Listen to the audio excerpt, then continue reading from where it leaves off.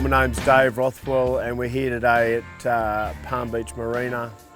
Mate, I'm just a wreck fisherman. I try and find like-minded mates who want to go out and chase fish. Had a great day out in my Hydra-Sports boat, which I've just been very fortunate to get them repowered with 3 new Suzuki 350s. It just grips the water, so it turns out of the hole. Everything else, it's a different boat. Like those double screws going counter rotation are just unbelievable. I wasn't expecting that because I was just, I knew it had them, but I'd obviously never driven a boat with that before, so I didn't know what that'd do to it, and I wasn't expecting it to do a lot to it, and it has done a lot to it.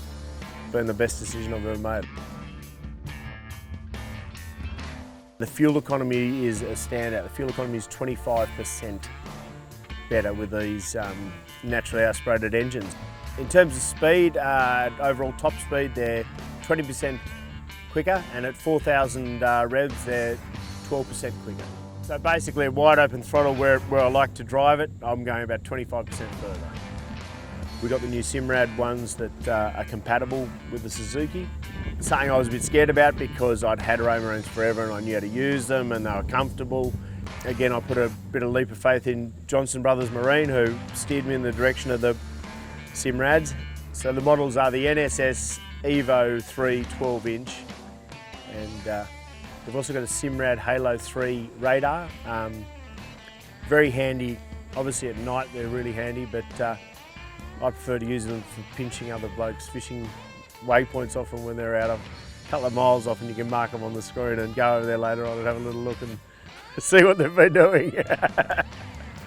I think the trick to using your depth sounder is basically just any time you can mark a good patch of bait, stick with it. I've seen a lot of people mark bait and comment on it and then just keep going, and I'm like, no, let's, work it. And mate, find the bait, find the fish. It's got a couple of features that Romarine didn't have that are amazing.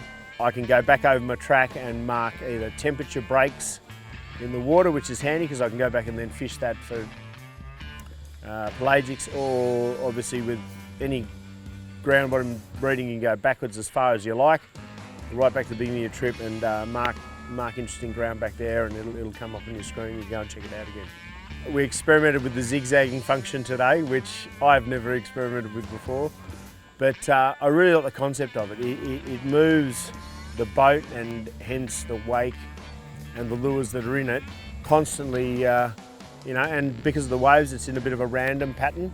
And I think rather than just trolling in a consistent line at a consistent speed, this would definitely change up the spread, and it'd definitely create more strikes. So the joystick control is almost something I don't think I could live without, even though I've only had it for 2 weeks, you know what I mean? Like, I don't really remember life before joystick. Now I've got joystick. It's just fantastic. You can come into any berth, you can get into or out of any berth, any wharf, anything. Its most amazing feature is its sideways feature. So you just give it a tap straight sideways, and the boat will crab perfectly sideways either direction. The engines all split and they all go in different directions at different times, but it just goes straight sideways, which, as any boat driver will know, that's something that you can't normally do too easily.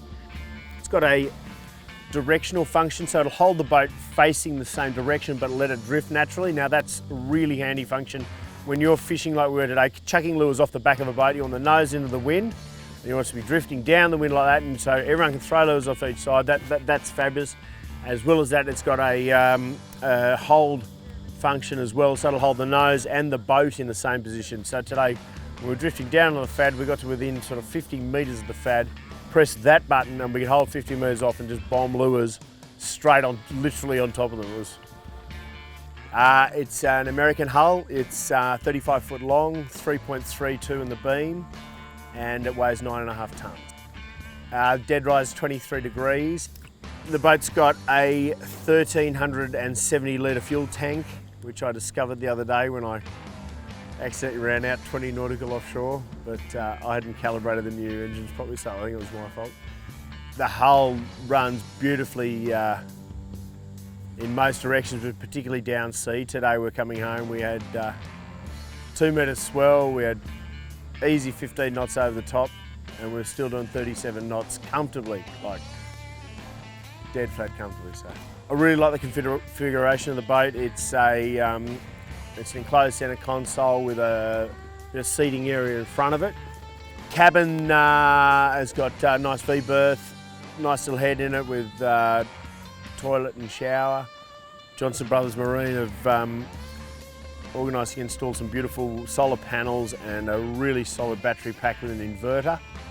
So now my 240 runs off my inverter, and it's just so much better. I can spend 2 or 3 days out at my favourite reef or up at my favourite camping spot with the kids, and got no problems there.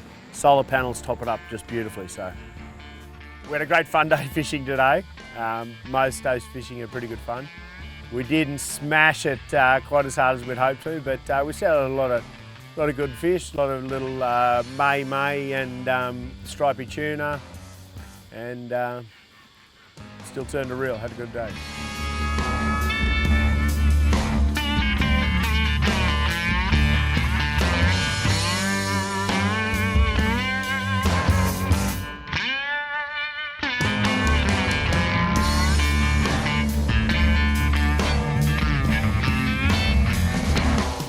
Allegedly the best way to make a fad is to get a nice big heavy object, a bit of rope hanging off it and a few floats on the top. They're the ones I've seen anyway.